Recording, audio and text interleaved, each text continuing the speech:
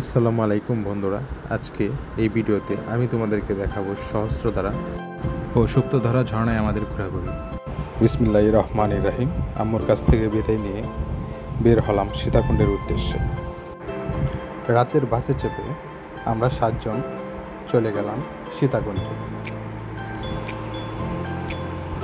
সকালে সীতাকুণ্ড নেমে প্রবেশ ফি 50 টাকা দিয়ে আমরা ভিতরে প্রবেশ করলাম। আরেকটি কথা না বললেই নয়, আপনারা চাইলে দুপুরের লাঞ্চ ও আপনাদের সাথে থাকা ব্যাগ গেটের বাইরে থাকা হোটেলগুলোতে রেখে যেতে পারেন। মাঝপথে ট্রেকিং করতে করতে ক্লান্ত হয়ে আমরা সবাই রেস্ট নিয়ে নিই রাস্তার মাঝে।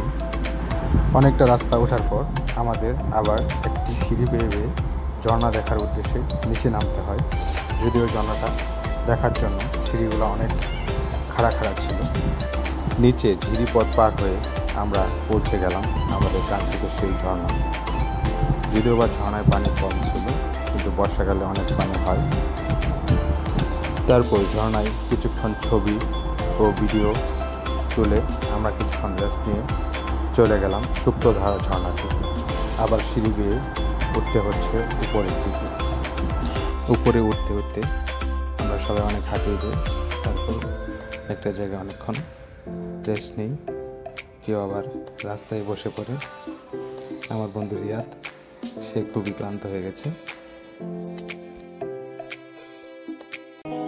সকল ক্লান্তি পেছনে ফেলে আমরা আবারও পাহাড়ের সৌন্দর্য উপভোগ করতে করতে হেলে দুলে এগিয়ে যাই সুপ্তধারা ঝর্ণার দিকে।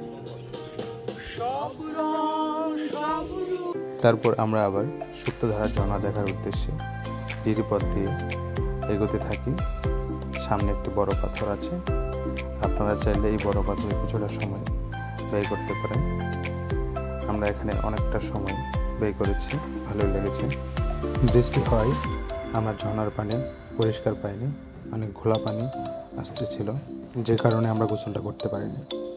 ভিডিও শেষে আরেকটি কথা না বললেই নয়, এই ভিডিওতে আসা যাওয়ার খরচ ও কোনো প্রকার তথ্য দেওয়া হয়নি, শুধু ঘোরাঘুরির ভিডিও।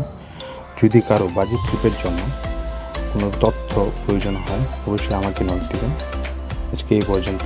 আল্লাহ হাফেজ বন্ধুরা, সবাই ভালো থাকবেন।